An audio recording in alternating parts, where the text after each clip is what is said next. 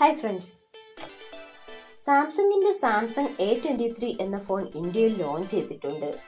ഈ ഫോണിന്റെ ഡിസ്പ്ലേ കാര്യം നോക്കുകയാണെങ്കിൽ 6.6 ഇഞ്ചിന്റെ ഫുൾ HD+ ഡിസ്പ്ലേ ആണ് കൊടുത്തിരിക്കുന്നത്.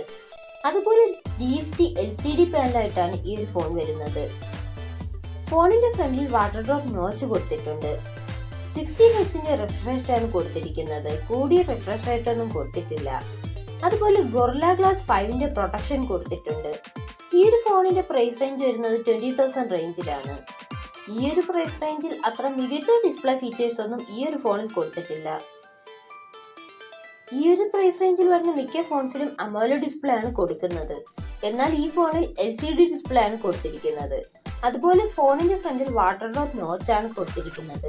സാധാരണ ഈ ഒരു പ്രൈസ് റേഞ്ചിൽ വരുന്ന മിക്ക ഫോൺസിലും പഞ്ച് ഹോൾ ഡിസ്പ്ലേ ഒക്കെയാണ് കൊടുക്കുന്നത്. അതുപോലെ 60 ഹെർട്സിന്റെ റിഫ്രഷ് റേറ്റ് ഈ ഫോണിൽ കൊടുത്തിട്ടുള്ളൂ. കൂടിയ റിഫ്രഷ് റേറ്റ് ഒന്നും കൊടുത്തിട്ടില്ല. സാധാരണ ഈ ഒരു പ്രൈസ് റേഞ്ചിൽ വരുന്ന ഫോൺസിന് AMOLED display, punch whole display, കൂടിയ റിഫ്രഷ് റേറ്റ് ഒക്കെ ആയിട്ടാണ് ഫോൺസ് വരുന്നത്. എന്നാൽ ഈ ഫീച്ചേഴ്സ് ഒന്നും ഈ ഒരു ഫോണിൽ കൊടുത്തിട്ടില്ല. സോ വേറെ നമുക്ക് ഒരുപാട് ഫോൺ ഓപ്ഷൻസ് ഉണ്ട്. അതുപോലെ ഫിംഗർ പ്രിന്റ് സെൻസർ വരുന്നത് ഫോണിന്റെ സൈഡിലാണ്. ഈ ഫോണിന്റെ വെയിറ്റ് വരുന്നത് 195 ഗ്രാം ആണ്. Thickness 8.4 mm. പ്രൊസസ്സറിന്റെ കാര്യം നോക്കുകയാണെങ്കിൽ സ്നാപ്ഡ്രാഗൺ 680 എന്ന പ്രൊസസ്സറായിട്ടാണ് ഈ ഒരു ഫോൺ വരുന്നത്.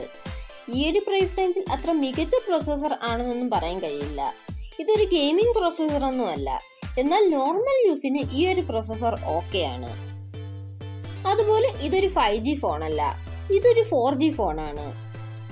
ഇനി സ്റ്റോറേജിന്റെ കാര്യം നോക്കുകയാണെങ്കിൽ 6GB 128GB 8GB 128GB എന്ന വേരിയൻസിലാണ് ഈ ഫോൺസ് വരുന്നത്. ഡെഡിക്കേറ്റഡ് മെമ്മറി കാർഡ് സ്ലോട്ടും കൊടുത്തിട്ടുണ്ട്. 3.5 mm ഓഡിയോ ജാക്കും കൊടുത്തിട്ടുണ്ട്. ആൻഡ്രോയിഡ് 12 ബേസ് ചെയ്തിട്ടുള്ള 1 UI സോഫ്റ്റ്വെയർ ആയിട്ടാണ് ഈ ഒരു ഫോൺ വരുന്നത്.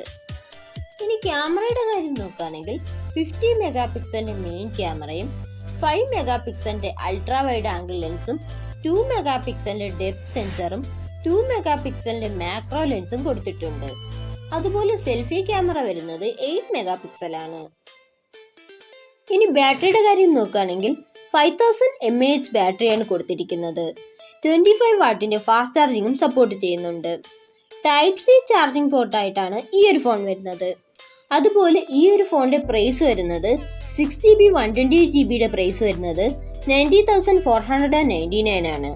അതുപോലെ 8GB 128GB വേരിയന്റ് പ്രൈസ് വരുന്നത് 20,999 ആണ്. ഓവറോൾ നോക്കുകയാണെങ്കിൽ 20,000 റേഞ്ചിൽ അത്ര നല്ല ഒരു ഫോൺ ആണെന്ന് എനിക്ക് തോന്നുന്നില്ല. ഈ ഒരു പ്രൈസ് റേഞ്ചിൽ വേറെ ഒരുപാട് നല്ല ഫോൺ ഓപ്ഷൻസ് ഉണ്ട്.